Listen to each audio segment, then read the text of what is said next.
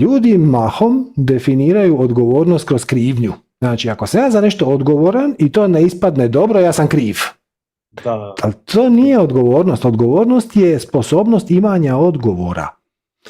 To znači nereaktivnost. Umjesto da reagiram na podražaje iz okoline, znači da radim na istoj vibraciji.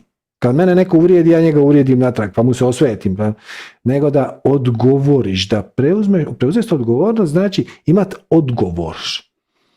To znači stat na loptu, razmisli ako hoćeš sjesti u meditaciju i onda odgovoriti na situaciju koristeći sve svoje mentalne kapacitete.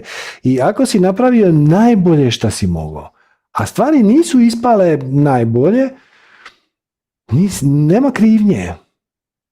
Ako si mogao napraviti više, drugi put napravi više, ali ako nisi mogao, ako si dao sve od sebe, nema tu krivnje.